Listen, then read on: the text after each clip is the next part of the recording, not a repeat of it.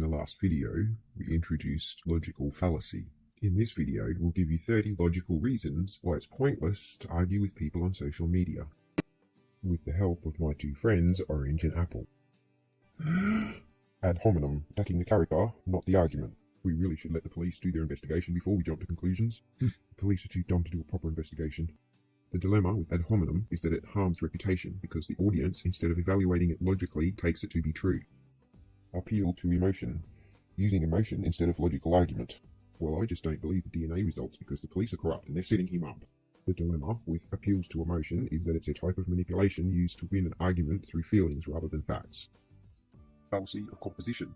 If it's true of the part, then it's true of the whole. If 3 officers are found to be corrupt, then all police must be corrupt. The dilemma with composition fallacy is that it tends to promote magical thinking, which often causes irrational fear.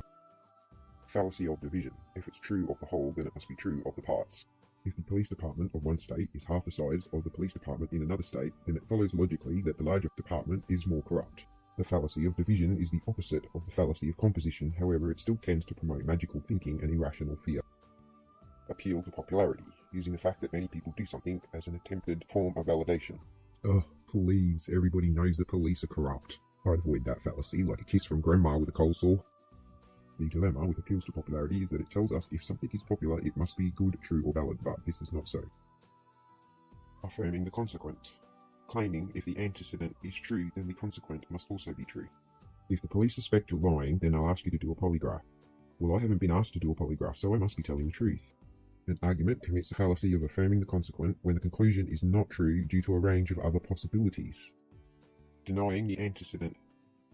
Claiming that if the antecedent is false, then the consequent is also false.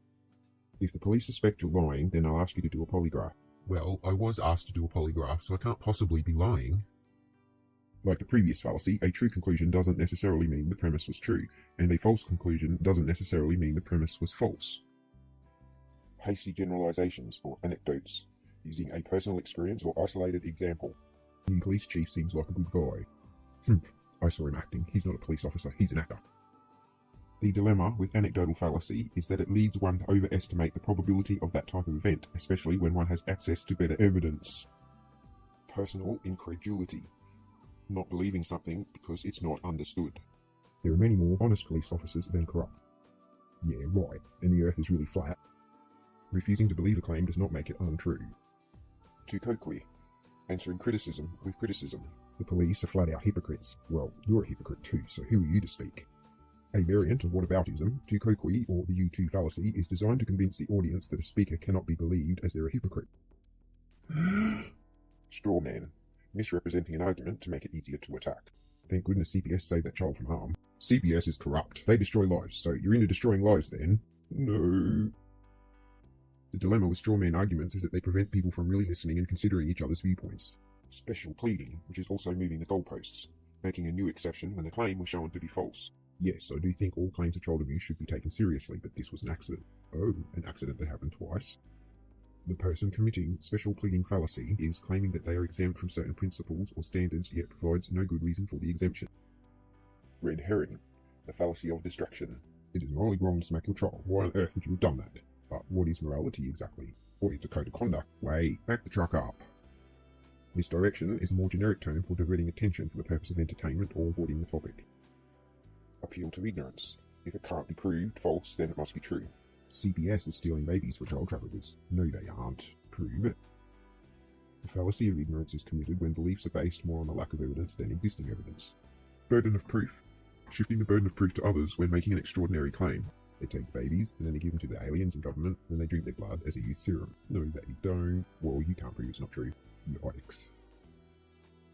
It is incumbent on the claimant to back up their own claims since they're the one making it. The principle applies to claims about what does or does not exist.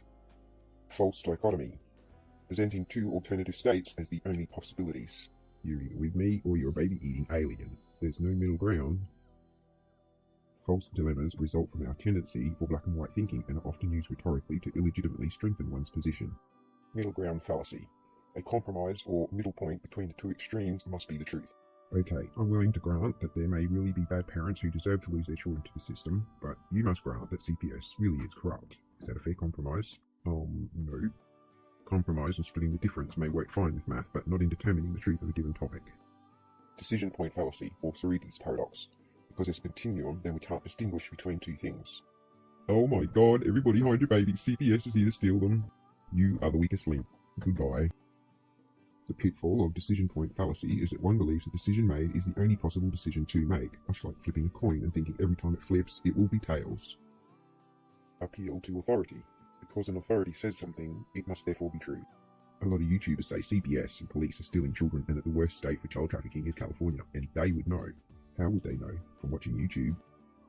Rather than deferring to a qualified authority, appeals to authority seek to award credibility to an unqualified source without any supporting non-fallacious evidence. Begging the question. Presenting a circular argument in which the conclusion was included in the premise. The reason everyone thinks CPS is corrupt is because CPS is corrupt. Lol. The dilemmas of begging the question fallacy are that no useful information is shared while at the same time turning the claim into a sitcom punchline. Ad hoc fallacy, making stuff up rather than providing evidence to support the claim. Family law is the worst state it's ever been. Actually, it was in a worse state during the Depression. Well, they're all baby-eating Satanists. An ad hoc fallacy is committed when one desperately wants to be right and holds onto certain beliefs, despite the fact that there is no real evidence to support those beliefs. Slippery slope fallacy. One step will inevitably lead to another and another until inevitable doom. If I let my daughter out of her room, she will want to roam the house. If we let her roam the house, she will want to roam the neighbourhood. If she roams the neighbourhood, she'll get picked up by a stranger in a van who will sell her to a child trafficking ring. Well, with those slim chances, you might as well lock her in the closet. A slippery slope fallacy is committed when the connection of each event is not only unwarranted, but with each step it becomes more and more improbable. Equivocation or doublespeak is a form of deception by ambiguity. See, I told you the children are in protective custody. No, Child Protection Services took them. Yeah, protective custody. Ugh. An argument using equivocation fallacy will appear to be valid, but given the double meaning of the word, it is not. Faulty or weak analogy. Because two things are similar in some respects, they are similar in other respects. CPS are just like opportunistic vultures, they always strike victims when they're at their weakest. Vultures are animals, not humans. Faulty analogy mimics good reasoning by relying on our ability to recognize similarities. However, it errs by confusing irrelevant similarities. False cause. Cherry-picking a data cluster to suit an argument. CPS only takes children to make money. The false cause fallacy is committed when the link between the premise and the conclusion depends on some imagined causal connection based on dubious grounds. Genetic fallacy. Judging something on the basis of where it comes from, or from whom it comes from. She used to work for the government, so any claims she makes about the CPS system are biased and untrue. A genetic fallacy is troublesome when a claim is accepted or rejected based on the source of the evidence rather than the quality of the evidence. An appeal to purity. Post-rationalization as a way of avoiding valid criticism. Adoption is for people who can't have babies. These people have babies, they're just adopting for money. So people who already have babies can't care about orphans and abused children. Well, those aren't real adoptions, they're ordered by the courts. An appeal to purity fallacy occurs when one simply accepts that what is claimed about some members of a group applies to all or most members of a group. Appeal to tradition. Assuming something is right because it's been done for many, many years. My parents smacked me when I was a naughty child and I turned out okay. My grandparents smacked their kids too. Go ahead, smack your kid and see where that lands you. Tradition is not a valid reason for action. Using historical preference as evidence that the historical preference is correct is in fact absence of reason. Appeal to nature. If something is natural, it is therefore valid. The biological mother is the better parent because she's the natural mother. Well, clearly she isn't because the child was abused.